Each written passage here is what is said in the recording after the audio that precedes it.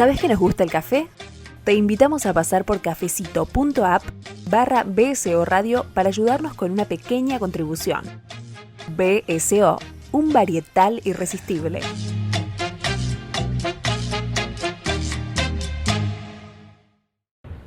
I think in general it has become very difficult to come up with original ideas. And in all honesty, all the movies I made in Europe were my or the ideas of me or of my scriptwriter or a combination. And so I did always movies that I wanted to do, really personally. In the United States, I have only been able to make movies that they wanted me to do. See, I got this problem. Cops don't like me, so I don't like cops. Yes, you supervise it. Yes, you're in some way the captain of the ship. But it is also what you would really call this anonymous 300, 400, 500 people that do the real work, you know. And without them, you wouldn't be able to do anything of this. And anyone who isn't with us is against us. If you work with, I think film is really depending on at least 10, 15 extremely talented people. Included the actors then, of course, you know. And if you don't have them, then to do it on your own, I feel, is extremely difficult. Consequences to you would be devastating. In your mind, I'll be dead. With no one to guide you out, you'll be stuck in permanent psychosis. I'm erect. Why aren't you erect? What a bitch. I think the lightness comes from the fact that it was also created in a light way, not in a theoretical way. You are not you. You're me. Right. Now you can see it, and I see it perhaps even better what we did now than then. Mm-hmm. But we were certainly commenting on the United States without being dogmatic or trying to give a message or something like that. We were basically in a playful way saying, well, you know, there's a possibility that... Dead or alive, you are coming with me. Bienvenidos, señoras y señores, a una nueva entrega de Banda Sonora Original. Estamos acá un nuevo jueves por La Rocker, ¿sí? En esta noche, esperemos que alguien nos esté escuchando, porque bueno, la gente se está anidando para ver el partido de Argentina, y bueno, esperemos que los interesados en el cine estén, porque para nosotros es un programa muy especial, muy particular, por dos cuestiones fundamentalmente. Primero, porque es el último jueves del mes, por ende hacemos un nuevo especial autores, ¿sí? Esta vez dedicado a un director muy interesante, y tenemos un invitado, ya un amigo de la casa, ¿sí? El señor Marcos Gustavo Vieites. ¿Cómo le va? ¿Qué tal, Diego? Muy bien, acá andamos. Bueno, Marcos no vino acá de visita o vino acá a decirnos, bueno, chicos, cállense la boca, sino que en realidad vamos a dedicarle un buen rato, ¿sí?, a Paul Verhoeven, un director muy interesante que muy pocos conocen, digamos, los que están fuera del ámbito cinéfilo seguramente no lo conocen tanto, o hoy escribíamos en BSO los que lo conocen como el tipo que dirigió Robocop, digamos, ¿no? Entonces vamos a tratar de introducirnos en varias de sus películas, algunas no tan conocidas, otras muy conocidas, y ahí vamos a ver qué es lo que tiene para darnos este director, y tal vez ustedes del otro lado les pique y puedan empezar a ver su nutrida filmografía, que tiene un montón de largometrajes. Si nos quieren dejar un mensaje, 11 32 83 98 22, mensajes @larocker.com.ar, o nos buscan a nosotros o a La Rocker en Facebook o en Twitter, y ahí siempre estamos dejando las vías de comunicación, mensajes. Ustedes nos pueden dejar lo que quieran del otro lado. Vamos a arrancar con Verhoeven. Bueno, le pedimos a Marcos que venga porque le dije, ¿querés hablar de Verhoeven? Me dijo, obviamente, ¿no? Y dijimos, bueno, ¿cómo podemos empezar a abordar a Paul Verhoeven? Y entender primero que es un tipo que viene, es rarísimo, a ver, es un tipo que viene de Holanda, que tuvo parte de su filmografía en Holanda, y después viaja a los Estados Unidos para mucho tiempo después volver a Europa, digamos, ¿no? En todo el transcurso de sus casi 30 o más de 30 años de carrera. Marcos, pensando en las primeras características que uno puede empezar a pensar del cine de Verhoeven, digamos, ¿no? O las primeras pautas. Digo, porque antes de salir al aire hablábamos de el exceso en Verhoeven, ¿no? ¿qué características podemos empezar a abordar mínimamente para después ya meternos directamente en las películas? Déjame empezar a mí con un exceso mío, El en que este quieras. caso. Decir que es uno de los más grandes directores vivos, ya entró a ese club. A la pelotita, bien. Y que acaso tengamos completa idea de eso ahora. Sin embargo, tenerla ahora es inclusive una debilidad de cinéfilos demasiado fifí, para ponerlo en un término muy antiguo. ¿Por qué? Porque ahora hubo un consenso crítico, al menos general, gracias al estreno de él, la película con Isabelle Huppert. La película con Isabelle Huppert es excepcional, porque sobre todo ahí se muestra la sapiencia de este tipo, de este muchacho. Porque va a Francia, filma esta película en Francia, a riesgo de Francia, lo que acá llamamos afrancesarse, que a muchos le cae antipático la denominación. Pero en líneas generales Francia es la gran institución legitimadora de todo lo que pasa en cine, lo ha sido tradicionalmente en las artes también. Y sin embargo, él va a Francia y no se afrancesa, en el sentido de que sigue filmando con la misma diversión, alegría, erotismo que filmó siempre y las ganas de romper todo que siempre ha tenido. Es uno de estos directores. Pero tenemos a todo el mundo cinéfilo reconociendo por fin al gran Paul Verhoeven, porque si vas a Francia y filmás, sos un autor. Finalmente llegaste, una cosa Llegaste así. a Francia, de alguna manera. Llegaste a Francia a los 70 y pico. Él había llegado primero a Estados Unidos. Y en Estados Unidos ya había hecho buena parte de lo mejor de su obra. Cuando fue a Estados Unidos ya la había hecho, inclusive en Holanda. Entonces, por suerte va a Francia, filma en un barrio paquete, pituco. Y sin embargo, en ese barrio paquete y pituco vamos a tener, entre otras cosas, sangre y semen. Lindas SS de Verhoeven. Pero la gran crítica internacional, cuando filmó con la misma alegría, con la misma fuerza, potencia en Estados Unidos o en Holanda, no le dio la misma bola que ahora. Así que eso en principio es uno de los más grandes vivos en este momento. Por suerte ya está filmando una nueva película sobre monjas lesbianas allá 3-4 siglos atrás. Lo que nos es lo espera. único que nos interesa del mundo de las monjas de hace 3-4 siglos atrás. Y en el medio, bueno, hizo toda esta obra. No sé por dónde empezar, porque es impresionante. Yo te diría que arranquemos, si querés, directamente por Spetters, que es la película de 1980, digamos, ¿no? Él ya había hecho Delicias Turcas. Él ya había hecho Delicias Turcas, sí. Él había hecho Delicias Turcas, que aparte de Delicias Turcas ya está en el cuadrito de honor, no de la buena conducta, pero sí del éxito en Holanda. Es la película, o fue durante muchísimos años, décadas, la película que más se vio en Holanda, más vista. Porque aparte estaba basada en una novela que yo no he podido leer, pero de un tipo también con la libertad que tiene Verhoeven, que escribía y que era una figura pública bastante controvertida. Entonces ya en principio era muy interesante esto, animarse a hacer una novela que había sido muy famosa. Claro. Y el tipo encima de la nominación al Oscar, digo, hay toda una cuestión ahí que lo hace como bastante famoso en el ámbito holandés, digamos, ¿no? Exacto. De hecho, empiezan ahí los contactos con Estados Unidos. Los contactos con Estados Unidos vienen por el éxito de Delicias Turcas, que es la historia de un romance fabuloso entre un artista plástico desatado, un escultor, y que encuentra una chica de una clase media alta burguesa con todos los prejuicios de la burguesía, y ahí empieza ya la disputa entre la libertad erótica y estética, que es la del artista, y la de las buenas costumbres. Y después eso vira hacia el melodrama más terrible en su última parte. En el medio de ese melodrama terrible, lo que nunca se pierde es la sensación y el espíritu de aventura y de vitalidad de Verhoeven. Lo que tiene Verhoeven para mí es un cineasta vital. Y en esa vitalidad lo que tenemos es una prácticamente refutación en acto de cualquier tipo de nihilismo. Curiosamente, esa vitalidad ofende a las almas demasiado serias, podríamos decir. Ahora, vos decías todo lo que tenía que ver con Delicias Turcas, una supuesta primera aceptación, digamos. Y el tipo hace una película de motociclistas, Spetters. Cuántas cosas es Spetters, sí. Por un lado, sí, la tradición de motociclistas ha estado relacionada con la rebeldía de la juventud desde la década del 60 en Estados Unidos. Con lo cual ya hay una primera aproximación, digamos. No es una película de rebeldes, es una película de motociclistas rebeldes del lado de un tipo que podemos decir que es un rebelde. Exacto, y de hecho, sí, un rebelde, no un boludo.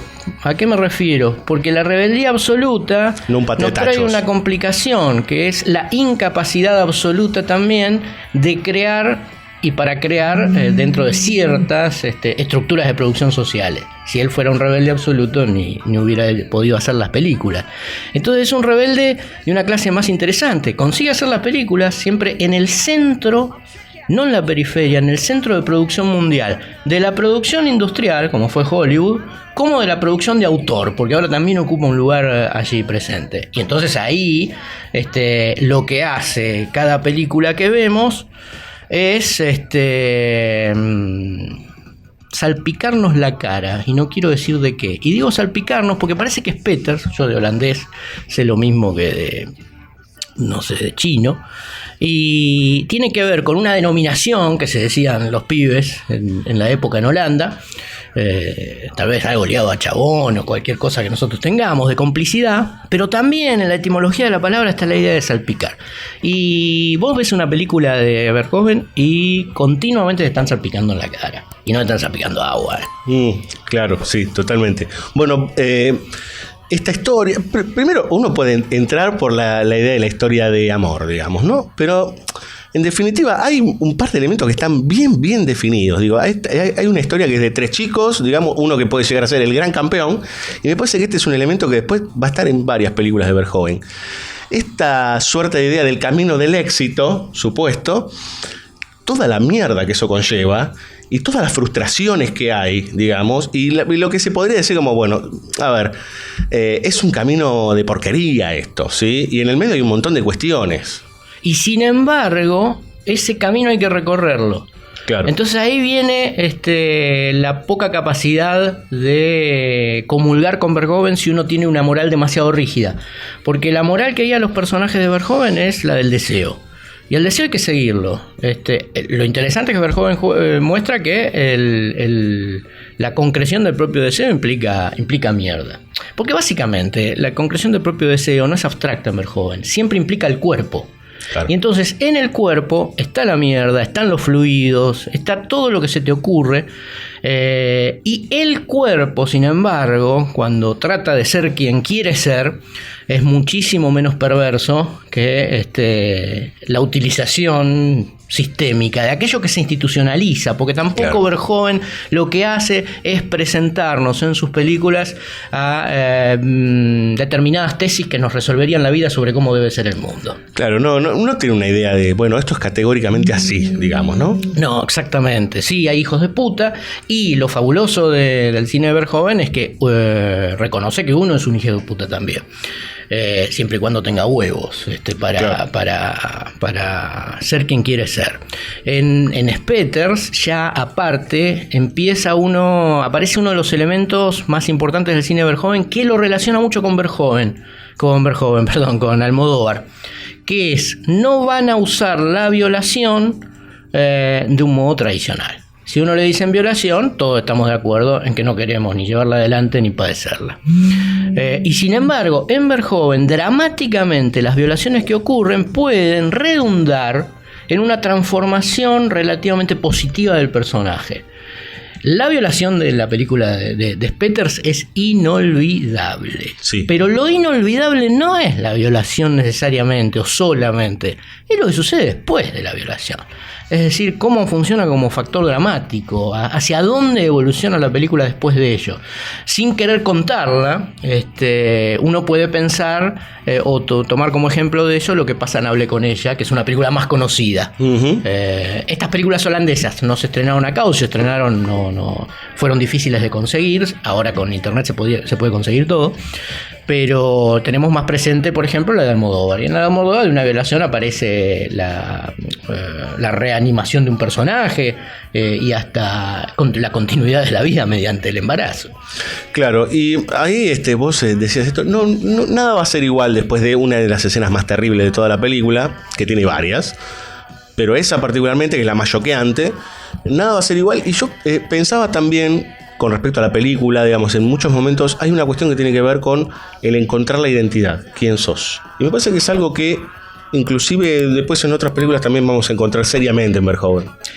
Inclusive lo que sucede con la violación, tanto en Spetters como en la última, en él, que está entonces muy conectado a aquella, es que el contexto en el que ocurren, que sería el contexto de la normalidad social en esa época, ya es el que ha violado a la persona desde su primera infancia. Ahí, si se quiere, está el entramado ideológico más profundo y rebelde de Verhoeven. Claro. Entonces, lo que te da a ver, aparentemente, lo que te da a ver es terrible. Y sin embargo, es un shock que genera un cortocircuito en los personajes hasta cierto punto, o por lo menos en el espectador, que le abre la conciencia a que el lugar en el que estaba parado el personaje de la víctima era el lugar del abusado en un punto. Claro. Sin embargo, ya estaba ese lugar legitimado por la sociedad. En Spetters, claramente, eso es la casa paterna del protagonista, que es una casa ultra religiosa. Sí, ultra conservadora. Ultra conservadora, y donde, por ejemplo, ya hay violencia física de parte del padre hacia el hijo. Por supuesto, como siempre, pero Verhoeven se encarga de mostrarlos cargada de sexualidad, solo que no reconocida. Sí, totalmente. Hay toda una cuestión con la extensión de los golpes, digamos, y el erotismo del propio golpe, ¿no? Hay una excitación inclusive del propio padre cuando él le va a decir que, a ver, después de la violación, lo primero que él entiende, con varios pasos, que él es homosexual. Digamos, si se lo va a decir al padre, lo va a encarar. Y hay toda una escena en un viñedo que es tremenda, digamos, porque tiene una potencia sexual, todo eso, que es terrible.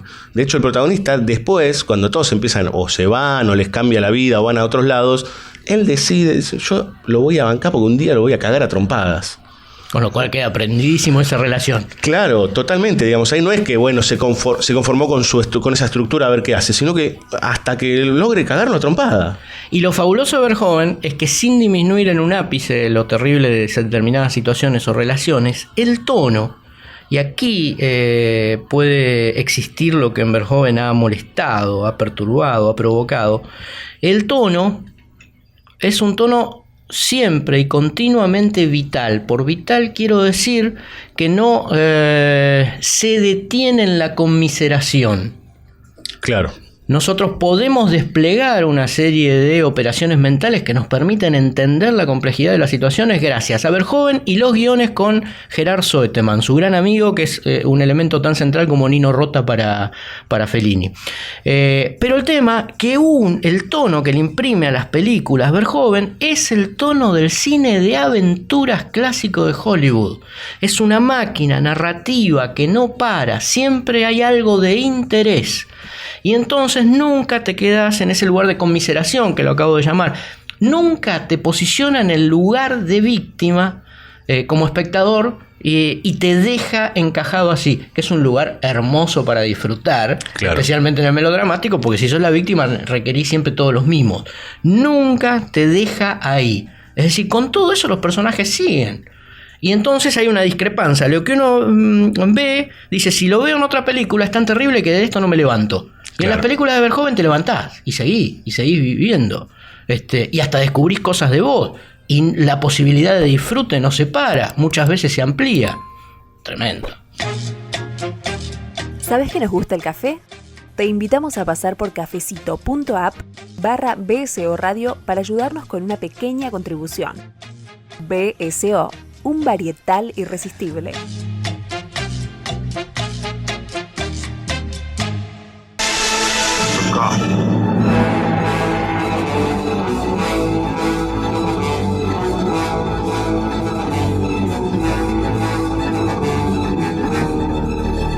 Muy bien, señores, segundo bloque de este especial dedicado a Paul Verhoeven. Escuchábamos ahí a unos señores que hablaban de, bueno, cuestiones sagradas, santos, riqueza, flesh and blood o flesh más blood, plus blood. Tiene varios títulos, varias ahí uniones, conjunciones. De 1985, una película protagonizada por Rutger Hauer. Yo particularmente la desconocía, no la había visto. El señor Vieites, que está acá al lado, me dijo, hay que hablar de esa película. Y yo dije, ok. Y la verdad que salí bastante sorprendido luego de verla. Porque casi, igual vos corregime lo que quieras, Marcos, pero me encontré con, bueno, la lucha de clases, por un lado, y por por otro lado, la lucha de épocas, podría decir, y cruce de pensamientos. La película clave para mí de Verhoeven en mi relación con el cine de él es la película clave. Pero aparte es una película clave porque desde el título planta bandera, es decir, carne y sangre. Dos posibles lecturas entre muchas otras que hay de ese título. Por un lado, generalmente cuando se vilipendia el cine industrial, el cine comercial, el cine que quiere tener éxito de público, porque básicamente es un cine que a lo que se dedica es a explotar. Me encanta la palabra, que gracias a Tarantino se ha rehabilitado mucho más todavía la de explotación. Los bajos instintos, para usar el nombre de otra gran película, tendríamos que haber puesto todas, de otra gran película de él. Y los bajos instintos serían entonces violencia y sexo. Para Verhoeven no hay bajos instintos, son los instintos. Claro. Y por otro, entonces, por un lado, él se va a plegar perfectamente al cine comercial porque siempre ha pensado el cine con uno de sus elementos constitutivos, que es la masividad. Y entonces filma esta película, esta coproducción, que es, diríamos, su acceso a Hollywood. La otra mirada de el título Flesh and Blood es que para Verhoeven lo que existe es la carne y la sangre. Es decir, existe la materia, existe el cuerpo y existe un universo material desprovisto de la existencia de Dios. Acá hay un tema central en Verhoeven. Vos hablaste de religión. La religión está presente en esta película porque aparte transcurre en 1501. También la elección de la fecha es importante. De la Edad Media al Renacimiento, justo ahí. Y Verhoeven tiene un paso así, diríamos, hasta cierto punto. Pasa de la Edad Media, de la educación religiosa en parte, y de la búsqueda de la fe en iglesias cristianas de parte de él, en un momento de juventud desesperado, que se ve en Peters, eso reflejado en el protagonista, a el ateísmo. Un ateísmo que lo ha llevado a estar continuamente interesado igualmente en la religión. De hecho, él ha participado de algo que se llama el Jesus Seminar durante alrededor de 15 años. Fue el único artista al que dejaron, por su interés, ser parte de él. Es a un conjunto de académicos que se juntó durante años a revisar los textos bíblicos y separar lo mítico de lo histórico. Y él lo hizo en parte por su interés, en parte porque siempre quiso filmar la vida de Cristo, que hasta cierto punto, dice, la filmó en Robocop en buena medida, su versión de Cristo.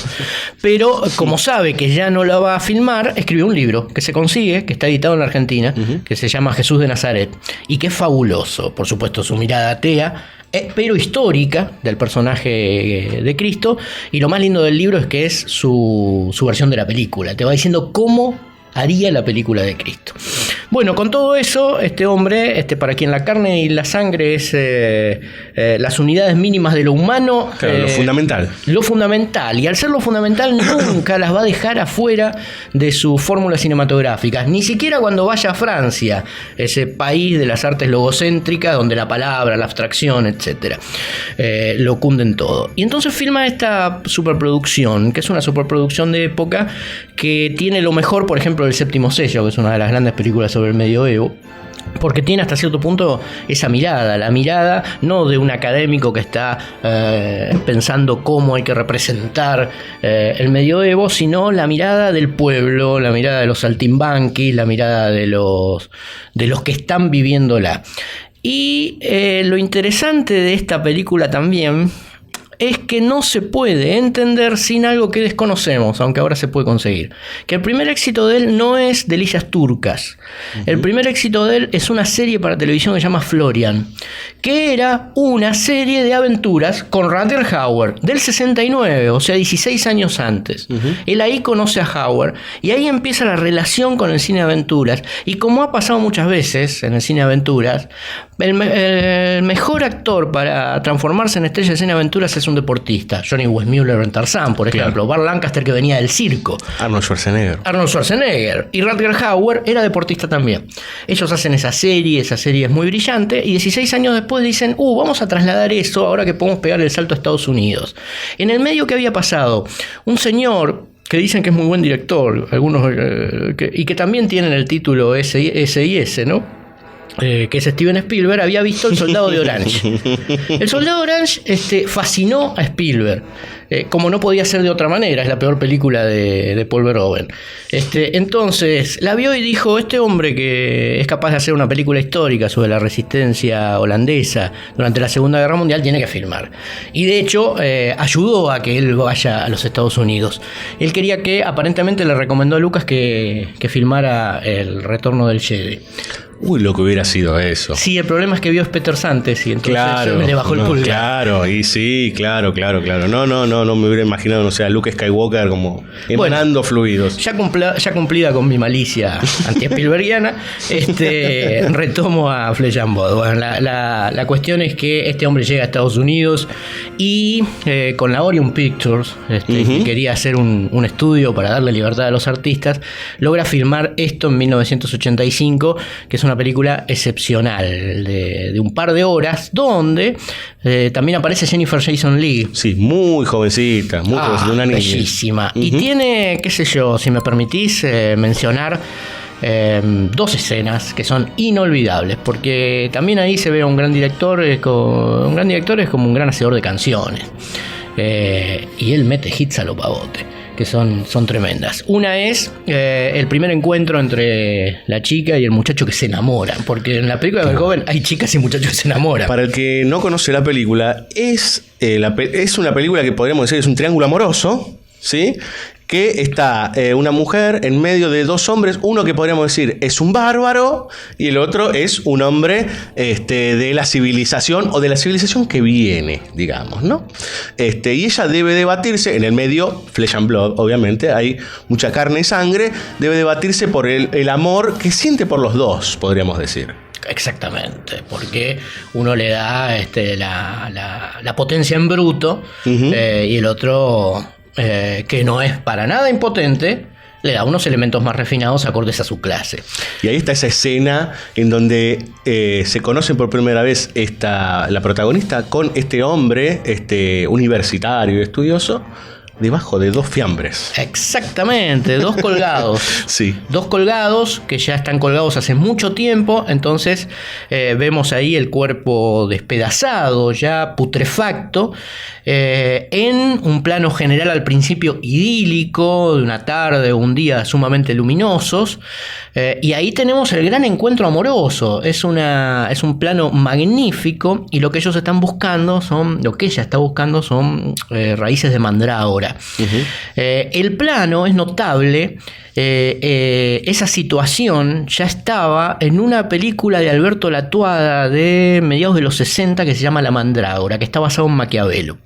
Y me gusta hacer esta asociación porque el cine de Verhoeven, tal vez primero por quién es él, segundo por el contexto holandés del que proviene, tiene una carnalidad que solamente yo lo he visto en el cine italiano fuertemente, y esto es fundamental, y va a ser cada vez más fundamental, porque el cine de alguna medida se está desmaterializando por efecto también de cambios, de mutaciones en lo tecnológico.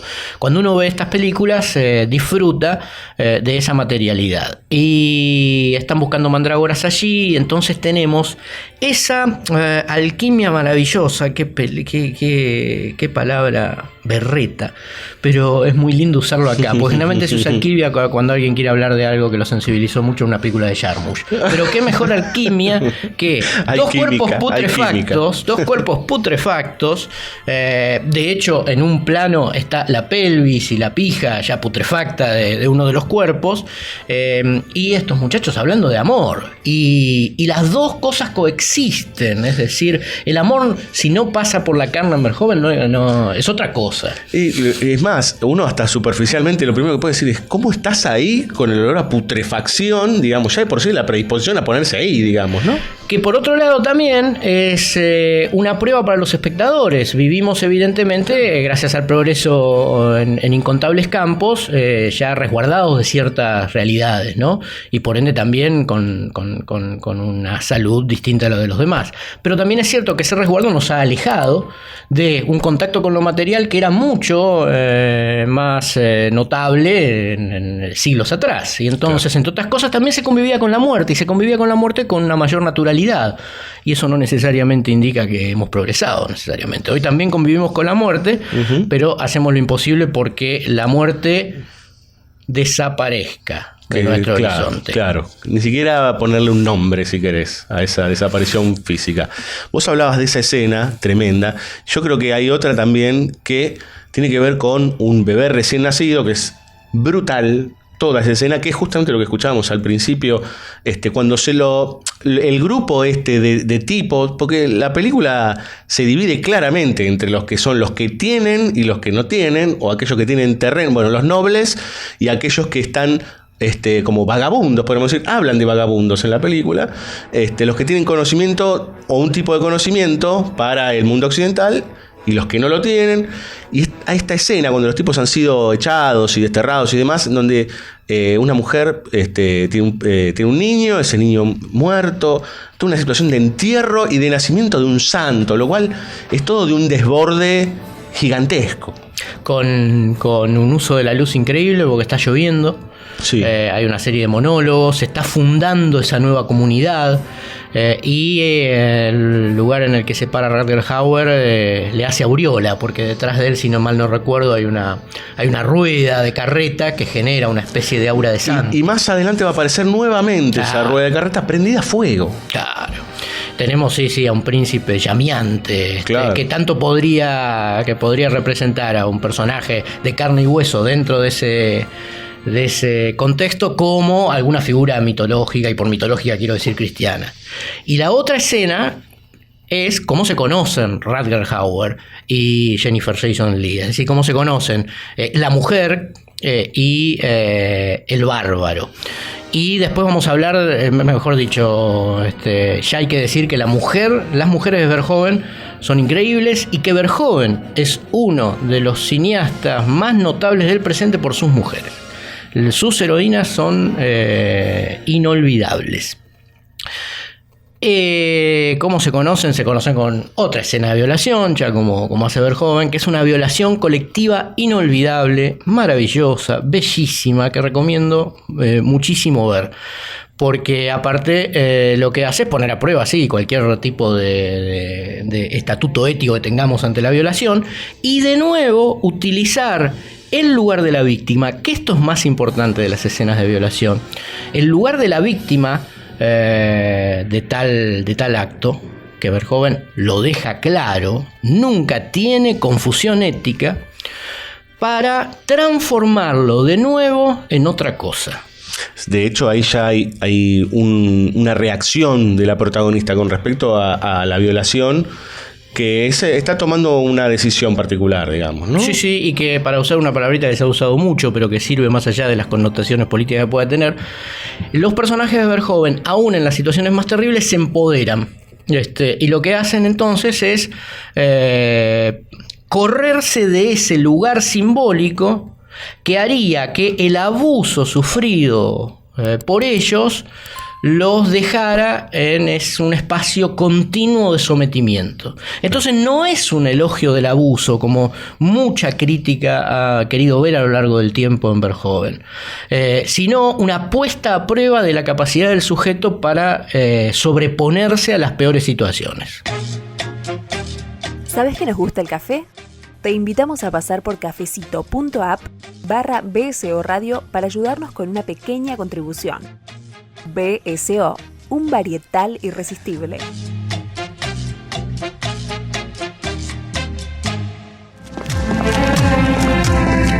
Hello. I haven't really had a chance to introduce myself.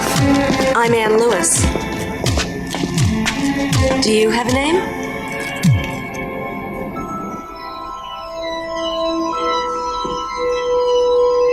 How can I help you, Officer Lewis? It's not really what I meant. Don't you have a name? You don't understand. I'm OCD. Murphy. It's you.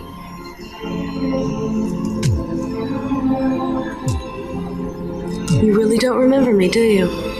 Excuse me. I have to go. Somewhere there is a crime happening.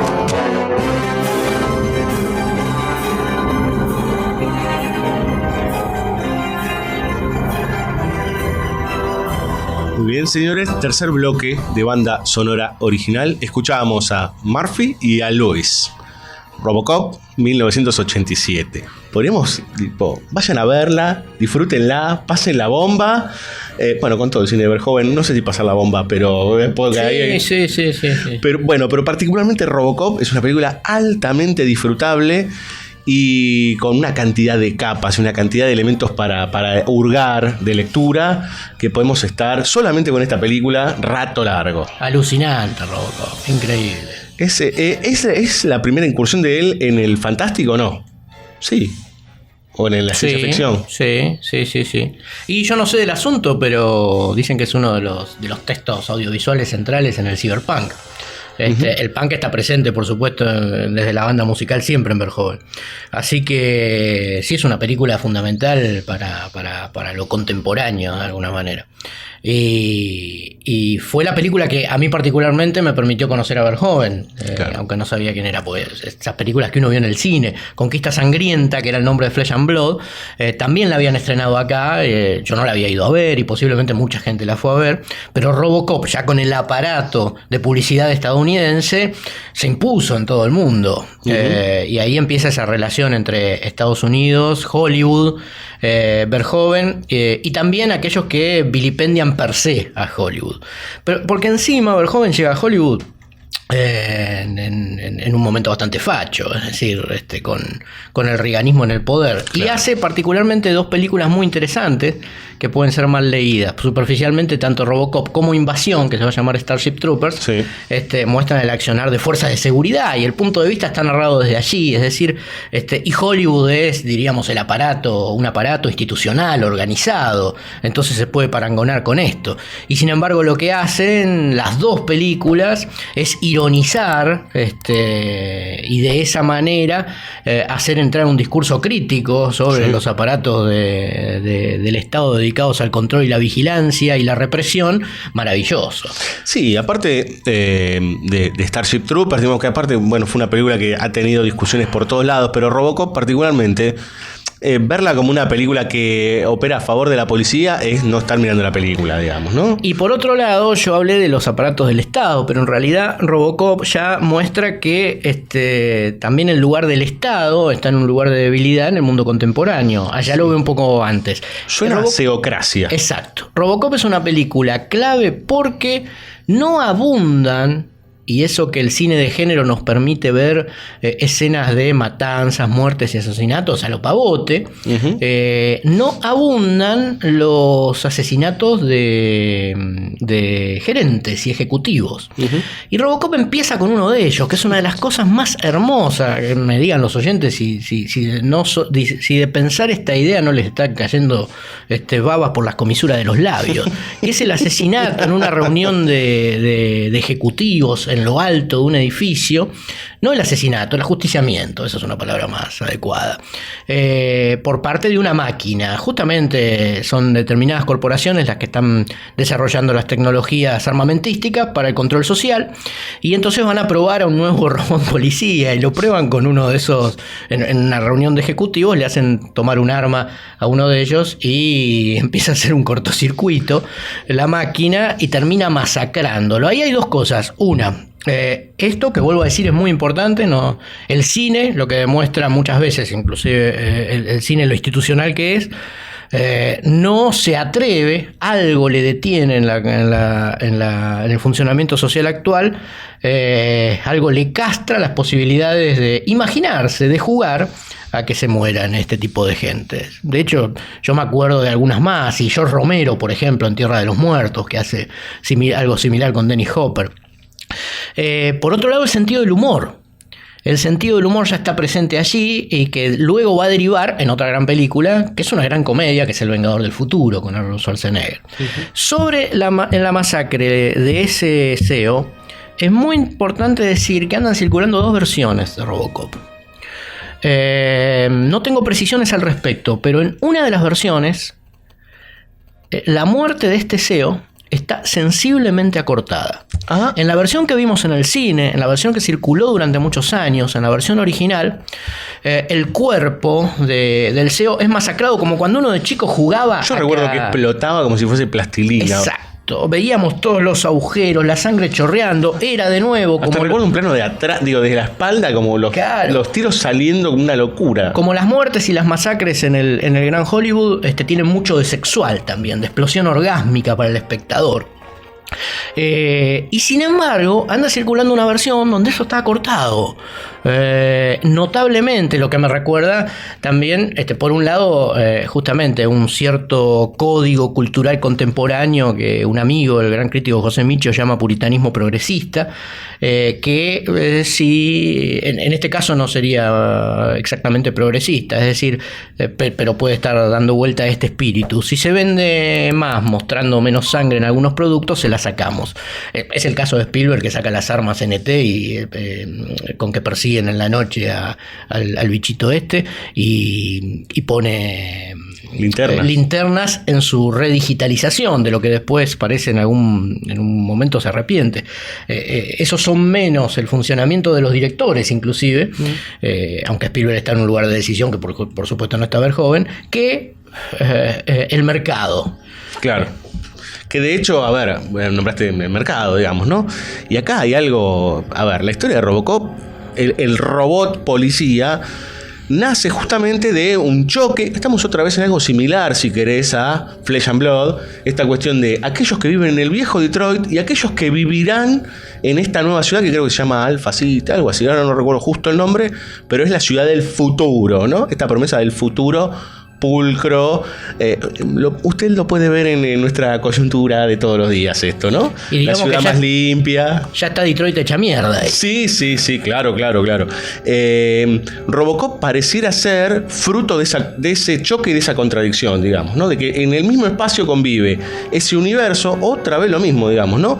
Ese universo que se sostiene desde un lugar civilizado y aquel que opera desde el cuerpo, digamos, ¿no? Entonces aparece Robocop como este choque, digamos, entre estas dos partes. Pero lo primero que sucede cuando nace este Robocop Murphy es que se lo entiende como un producto. Y digo, es algo que también recorre la película, la cuestión del producto y cuáles son los límites que tiene el propio producto, los estándares de ese propio producto en ese mundo. Y si el producto puede tener vida propia, y esto no aplicado a Robocop, sino aplicado a cómo Verhoeven concebía estar ahí funcionando en Hollywood, ya desde el principio de su primera película.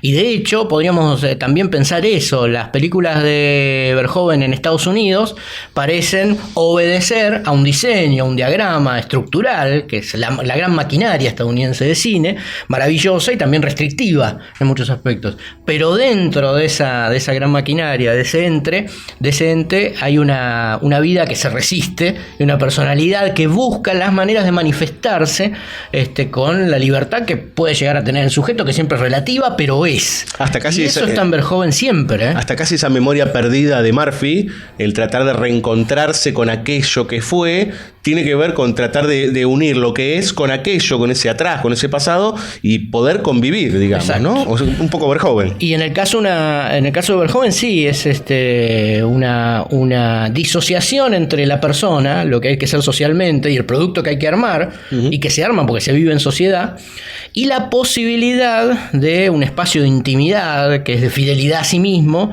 donde pueda seguir desarrollando un discurso que a veces está en las antípodas del que él está representando. Y entonces, justamente con Robocop pasó que podía ser, si se la miraba solo superficialmente, y una película facha reaganiana, así como Starship Troopers, Invasión, que son películas que están muy vinculadas, pasaba por ser una película militarista, porque entre otras cosas estaba basada en una novela que según he leído era de un escritor de ultraderecha estadounidense. Y sin embargo, ese discurso no es el discurso de la película, no es el discurso de Verhoeven, por diversas operaciones. Una de ellas es el sentido del humor en su faceta irónica, que se vuelve satírica en las dos películas. Entonces terminan siendo sátiras desde adentro de la película, que se podrían comer a la propia película, o mejor dicho, se podrían comer al producto, si lo entendemos como una dimensión negativa o una dimensión impersonal, para que la persona emerja. En Robocop, que tiene uno de los más grandes inicios, ya él dispone un procedimiento que en Invasión va a ser central para entender este discurso de la película, que son la de los noticieros. Los noticieros y los comerciales. Y los comerciales, exacto. Así que los medios de comunicación, lo que se supone noticia objetiva, todo lo que estamos padeciendo ahora como manipulación de la información y que en ya determinados ámbitos exige la necesidad de legitimar una nueva palabra, por ejemplo, posverdad, etcétera. Esto ya está en Robocop perfectamente y en Invasión. Y lo importante, más allá de remitir a lo real, es que lo que va creando es un monstruo híbrido en la propia película. En ese sentido, a mí me hace pensar mucho en Cronenberg y esos organismos extraños que el cine de Cronenberg tiene, los virus. Que se empiezan a fusionar con cuerpos humanos, ¿no? Generalmente, ¿no? ¿Y sabes en qué personaje estoy pensando? Digo, primero, vos hablabas de que la película comienza con la muerte de un CEO y termina con la muerte de un CEO, digamos, ¿no? Y en mano, o sea, a ver, el que piensa que es una película pro policía, el tipo va, se presenta y le dice, vos sos el culpable, y pero lo destruye. Y también sale de la misma forma, ¿no? Sale proyectado por la ventana y termina cayendo con una caída en profundidad. Ahí, bueno, hay una cuestión simbólica. Empieza y termina. Pero hay un personaje que no pasa, por lo menos a mí no me pasó desapercibido, que hay un personaje negro, que es el más condescendiente de todos y el que se acomoda a todas las situaciones. Digo, no puedes tomártelo realmente en serio ese personaje, en el sentido de decir, bueno, y este es el negro de, por ejemplo, de Django sin cadenas, digamos, ¿no? Este tipo es una caricatura ya del lamebotas pero por antonomasia, digamos, ¿no? Ves que a uno le da el ok, a otro le da el ok, a este hay que putearlo, vamos a putearlo.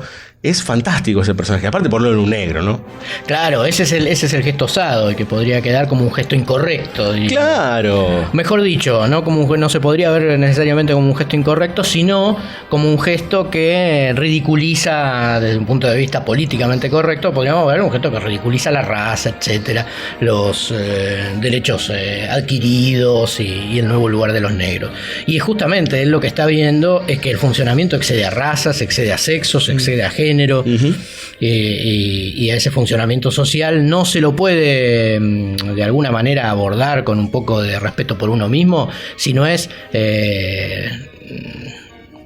poniendo en tensión todos aquellos elementos que damos como cosa dada, entre otras cosas ciertas opiniones que tenemos sobre cómo debe funcionar el mundo sin ponerlas en tensión con cómo realmente funciona. Claro, ahora pensaba primero en Clarence Bodiker, que es el malo en cuestión, digamos, que en realidad no es el mal absoluto, hay algo más arriba, que sería este CEO que termina siendo aniquilado por Robocop.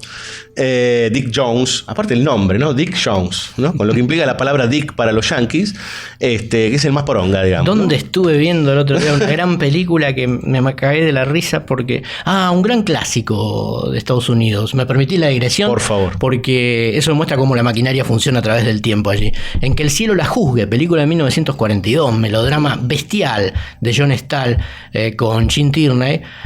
Lo que tenemos es a un hombre que se enamora de una mujer encartadora. Ese hombre es escritor.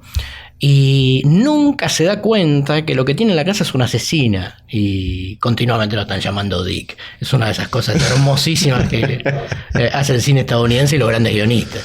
Pero pensaba en este Clarence Bodiker, digamos. Lo que es para mí es el personaje que todo el tiempo te está manejando a vos como espectador con respecto a esta cuestión que hablábamos antes de la sensación y de la salpicadura, digamos, ¿no?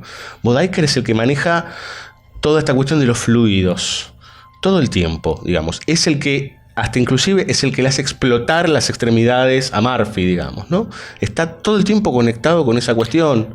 Una muerte con posterior resurrección, porque el estatuto de la muerte del personaje es increíble, atroz, que hasta puede vérsela también de nuevo haciendo el símil sexual como una especie de violación colectiva, como gangbang terrible del que acá no se vuelve sino mediante la tecnología. Y relacionado con ese momento y con los fluidos que vos mencionabas, yo recuerdo fuertemente el impacto que me causó, más allá de la muerte del CEO, otra muerte ahí en los alrededores del ataque a Murphy, si mal no recuerdo, que es ese hombre que cae en una pileta de ácido. Y entonces tenemos de nuevo, gracias a la destrucción, la muerte y esos códigos del cine de terror, de acción o del gore, la creación de un ente distinto. Estos funcionan para los artistas, estos géneros, como un espacio para liberar la imaginación. Y entonces tenemos una especie de babosa que todavía conserva una cierta Yo la primera vez que lo vi no dormí. Antropomórfica, que termina siendo puesto, se lo termina llevando puesto un auto. Y se desgrana todo, exacto, digamos, ¿no? O sea, no queda nada. Y ahí tenemos, en esa imagen, está condensada algo que en los cines de género es fascinante, que son los cines de género los que permiten, en estos géneros en particular, hacer que la imagen, que en el cine tiene que ser fuertemente figurativa, en el cine narrativo, porque se nos tiene que contar una historia, tiene que ser reconocible, se desfigure, es decir, vaya hacia un orden de la abstracción. En esas formas, que muchas veces son informes, que se deforman, es donde el espectador libera la imaginación, porque ahí todos podemos ver lo que sea que seamos capaces, inclusive inconscientemente, de proyectar. Y eso es tremendamente liberador. Son esos cines, por eso, que están más conectados con la infancia, la juventud o la capacidad de seguir conservándolas a lo largo del tiempo. Muy bien, señores, vamos a escuchar un poco de música. Podríamos estar un rato largo hablando de Robocop, porque, por ejemplo, nos quedó toda la cuestión con el creador de Robocop, que muere con una granada en las bolas, digamos, ¿no? Una cosa terrible. Hay que matar terrible. a Dios. Está con dos prostitutas, cocaína, y aparece este señor y le hace explotar las bolas. ¿Me vas a decir que no está conectado con los fluidos, Bodiker? Madre mía. BSO, ganador de Mecenazgo 2022 en la ciudad de Buenos Aires. Busca nuestras secciones. BSO, temporada 11.